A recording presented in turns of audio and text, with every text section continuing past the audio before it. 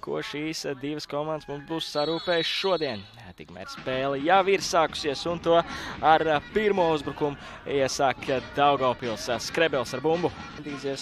Ātri vien pārorientēties uz pretējo lauku pusi, tur seko Miņina centrējums uz priekšu Milānam Tihonovičam. Tihonovičs arī bumbu saglabā, piespēlē to Diedu, tagad Diedu ar bumbu, seko sitiets jau pretējiem vārtiem arī. Uzbrukumā tur gan neliels rikošets patraucē šim uzbrukumam būt tik ātram, cik Daugavpilieši to varbūt vēlētos, lai vai kā turpinās ofensīvi. Goljānins ar bumbu, seko arī sitiets un vārti! Daugavpils 24. minūtē atklāja maču rezultātu. Un teicams šāviens ar kreiso kāju var devītnieka Aleksē Goljānina izpildījumā 1-0. Mainieki var līksmot, un pirmo reizi šajā mačā kapitulē Sergejs Vilkovs.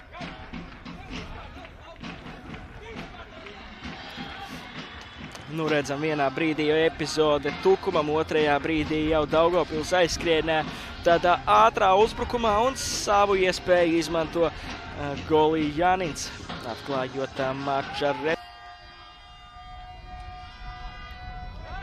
Tagad seko tālāk piespēle Lizunovs ar bumbas, ko arī sitiets, un Orols šo bumbu atsit.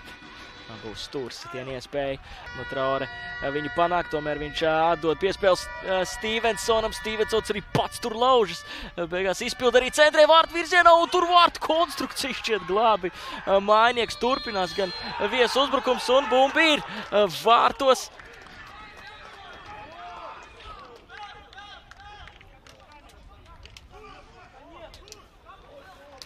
Un tur atskanēja tiesneša svilps šķiet, vai kāds cits troksnis bija pirms tam.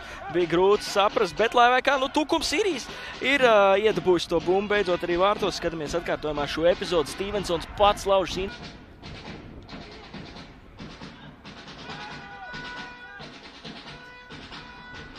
samocīt spēli, Daugavpils gan turpina aktīvi uzbrukt, seko arī piespēle var tik līdz sitienam, un 2-1 atjauno vadību Daugavpilī.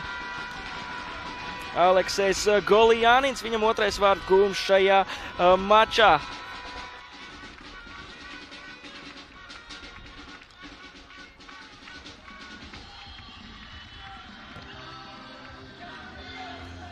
Vai kādai no komandām vēl būs ko teikt šajā puslaikā? Tagad seko tālu piespēle uz Tihonoviču. Tihonovičs uzreiz atspēlē bumbu Diedu. Diedu centrējums soda laukumā, tiek arī līdz bumbai. Mainieku tur jau Goljāninam bija iespēja. Miņins centrē, neizdodas tik līdz bumbai soda laukumā nevienam no Daugavpiliešiem, un atskan arī uzreiz tā nosēžas un jau dodot iespējas pretiniekiem. Lai vai kā, Tukums iesāks šo puslaiku ar bumbas kontroli. Džerijs Stevensons piespēlē Kenrojam Kembelam, viņš tālāk uz Mjūbi, un to Daugavpils steidz uzbrukumā. Traore ar bumbu, pats viņš individuāli steidz garām pretspēlētājiem. Tagad seko centrējums vārtu virzienā, lieliski iespēja gūt vārtu, seko arī sitiets, rikošets Goljānins, un pāri vārtiem lido šī bumba. Balss, ir gadījies, ka treneriem nav tikmēr rupja kļūda Tukumam, un līdz tukšiem vārtiem izspēlē Daugavpils. Aleksejs Goljānins 3-1 hetriks viņam šajā mačā, un Daugavpiliešiem tāds interesants, tāds izmocīts Tukuma izpildījumā, lai vai kā vārti ir un paliek vārti, neatkarīgi no tā, kā tie ir gūti. Bet ar vienu vārdu gūmu šodien Tukumam nebūs gan neko izdarīt, un šeit jau 4-1 panāk Daugavpilieši. Un lūk, Diedu gūst vārtus, un Daugavpils var līksmot. Tagad jau var teikt, ka Daugavpils pa pusē ir ierakstījusi 3 punktus sev turnīra tabulā, mainiekiem ir iemesls līks. Tad jau viss ir vēl iespējams, lai vai kā pagaidām nekas par to neliecina. Bumba Daugavpils rīcībā, tagad kļūda, Kembels ar bumbu, Klūpiņš soda laukumā, un ir arī fiksēts pārkāpums. Iespēja viņam vismaz to rezultātu tablo padarīt patīkamāku.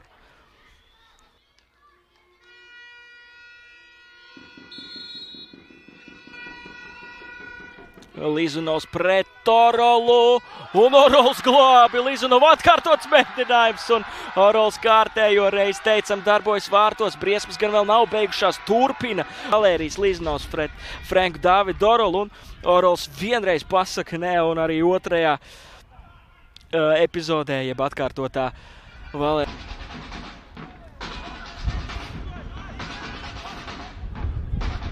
Kļūdās saspēlē mainieki, tagad Džedijs Stevensons steidz uzbrukt, seko arī sitiets, Orols glābi, Stevensons savāc arī atlikušo bumbu, vēlreiz glābi Orols un būs stūrs sitiens. Ļoti neapmierināts par šo epizodu ir Orols.